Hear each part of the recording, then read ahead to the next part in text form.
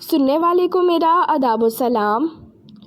رات کا آخری پہر تھا، گھر خاموش تھا، صرف دیوار پر لگی گھڑی کی ٹک ٹک سنائی دے رہی تھی۔ بچے اپنے کمرے میں سکون سے سو رہے تھے اور احمد اور عائشہ پہلی بار کافی عرصے بعد بالکل تنہا تھے۔ عائشہ آئینے کے سامنے کھڑی تھی، بالوں کو آہستہ آہستہ سنوار رہی تھی۔ احمد دروازے کے پاس رکا، اسے دیکھتا رہا۔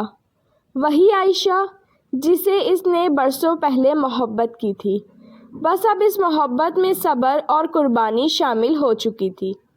کیا دیکھ رہے ہیں؟ عائشہ نے مسکراتے ہوئے پوچھا۔ احمد آگے آیا۔ یہ سوچ رہا ہوں کہ وقت نے تمہیں بدلا نہیں، بس اور خوبصورت بنا دیا ہے۔ عائشہ کی آنکھیں نم ہو گئیں۔ اور آپ نے مجھے کبھی اکیلا محسوس نہیں ہونے دیا۔ وہ دونوں صوفے پر آ کے بیٹھ گئے۔ احمد نے عائشہ کا ہاتھ تھاما، وہی ہاتھ جو مشکل وقتوں میں کانپتا تھا اور خوشیوں میں مضبوطی سے اس کا ساتھ دیتا تھا۔ یاد ہے؟ احمد نے آہستہ سے کہا۔ ہم کتنے خواب دیکھا کرتے تھے۔ عائشہ مسکرا دی۔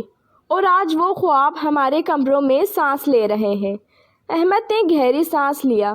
زندگی آسان نہیں تھی، مگر تمہارا ساتھ ہر مشکل کو آسان بنا گیا۔ عائشہ نے اس کے کندھے پر سر رکھ دیا۔ محبت اگر نبھائی جائے تو وہ کبھی پرانی نہیں ہوتی۔ کھڑکی سے چاندنی اندر آ رہی تھی۔ احمد اٹھا اور عائشہ کو ہاتھ پکڑ کر بالکنی میں لے گیا۔ ٹھنڈی ہوا چل رہی تھی اور آسمان پر ستارے خاموش گواہ بنے ہوئے تھے۔ عائشہ، احمد نے سنجیدگی سے کہا، اگر مجھے دوبارہ زندگی ملے تو میں پھر بھی تمہیں ہی چنوں گا۔ عائشہ کی آنکھوں میں آنسو بہہ نکلے۔ اور میں ہر بار آپ کا انتظار کروں گی۔ وہ لمحہ کسی وعدے کا محتاج نہیں تھا۔ وہ دونوں جانتے تھے کہ ان کی محبت اب کہانی نہیں، حقیقت بن چکی۔ اچانک بچوں کے کمرے سے ہلکی سی آواز آئی۔ عائشہ مسکرا دی۔ لگتا ہے جاگ گئے ہیں۔ احمد ہنستے ہوئے کہا، چلو، ہماری محبت ہمیں بلا رہی ہے۔ وہ دونوں ایک ساتھ اندر گئے۔ ایک بچے نے احمد کی انگلیاں پکڑ لیں، دوسرا عائشہ کے قریب آ کے سو گیا۔ عائشہ نے دل ہی دل میں شکر ادا کیا۔ اسے سمجھ آ چکا تھا کہ محبت کا سب سے خوبصورت انجام ایک پرسکون دل ہوتا ہے، اور احمد جانتا تھا کہ جب تک عائشہ اس کے ساتھ رہے وہ ہر کردار، شوہر، باپ اور ہم سفر پورے دل سے نبھا سکتا ہے۔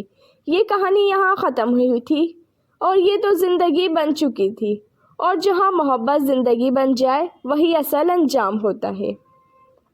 اگر آپ کو یہ کہانی پسند آئی ہو تو پلیز میرے چینل کو سبسکرائب کیجیے۔ کل ملوں گی آپ کے ساتھ نئی کہانی کے ساتھ۔ اللہ حافظ۔